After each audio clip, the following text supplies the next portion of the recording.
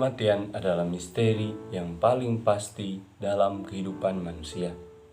Dikatakan sebagai misteri karena orang tidak tahu mengenai kapan kematian itu akan terjadi dan terhadap siapa kematian itu akan lebih dahulu menghampiri. Namun dikatakan juga paling pasti karena entah bagaimanapun caranya, setiap orang pasti akan mengalaminya. Dalam penghayatan iman Gereja Katolik, kematian bukanlah akhir dari seluruh hidup manusia. Kematian hanyalah jalan masuk untuk terjadinya perubahan dari kehidupan manusia. Kehidupan manusia diubah dari kehidupan yang duniawi pada kehidupan surgawi melalui kematian. Gereja percaya bahwa setiap orang yang meninggal di dunia ini akan juga mengalami kebangkitan sebagaimana Kristus bangkit dari kematian, dan lewat kebangkitan itu ia kemudian dihantar pada kehidupan kekal di surga. Penghayatan iman seperti itu menghantar gereja pada dua fokus ketika berhadapan dengan suatu peristiwa kematian, yaitu yang pertama, mendoakan arwah orang yang telah meninggal, dan yang kedua, menghibur keluarga yang ditinggalkan. Upaya untuk mendoakan arwah orang yang telah meninggal dimulai dengan misa requiem untuk orang yang telah meninggal itu biasanya dilakukan di rumah keluarganya, dan kemudian juga doa sebelum ia dimakamkan yang dilakukan di lahan pekuburan. Ini adalah praktik yang normal dalam kondisi yang normal. Namun dalam kondisi yang tidak normal seperti pada saat ini di masa pandemi COVID-19, maka ada juga prosesi khusus yang berdasarkan protokol COVID-19 itu.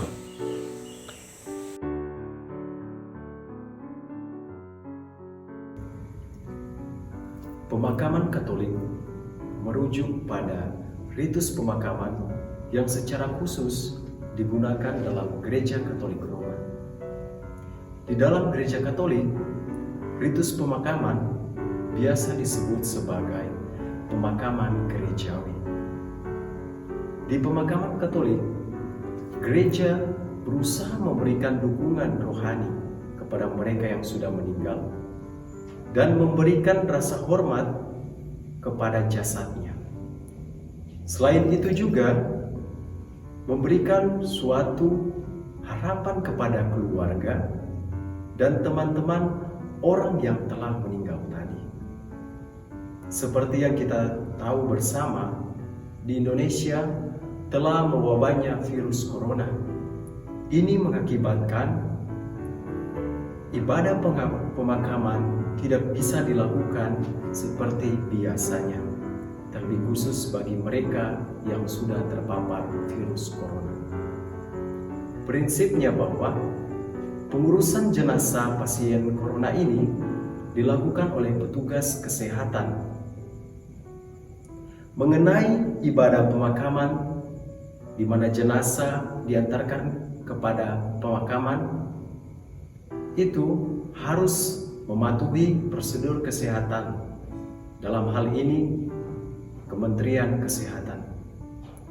Sehingga petugas Gereja Katolik dalam urusannya untuk ibadah pemakaman harus mematuhi prosedur kesehatan. Selama ibadah pemakaman berlangsung, petugas Gereja Katolik dan perwakilan keluarga yang hadir harus mengikuti prosedur kesehatan seperti memakai masker, menjaga jarak, dan hal-hal lainnya yang diatur dalam pencegahan infeksi virus corona tersebut.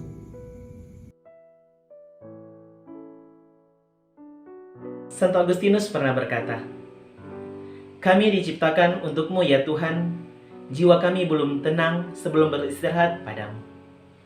Ungkapan tersebut menunjukkan bagaimana Santo Agustinus menghayati tentang kehidupan setelah kematian sebagai tujuan dari seluruh hidup manusia. Baginya, kehidupan manusia di dunia ini hanyalah suatu persiapan untuk kehidupan di dunia yang akan datang dalam kemuliaan surgawi, suatu kehidupan yang mulia tempat kita dapat memandang wajah Allah dari muka ke muka dalam kebahagiaan sambil memuji dan memuliakannya sampai kekal. Itulah kebahagiaan abadi yang disediakan Allah untuk semua ciptaannya. Adalah suatu kerinduan bagi setiap orang Kristen yang sedang dalam pesiaraan untuk dapat menuju tanah air surgawi. Kerinduan itu akan dipuaskan Allah saat kehidupan kita beralih dari dunia ini menuju rumah abadi.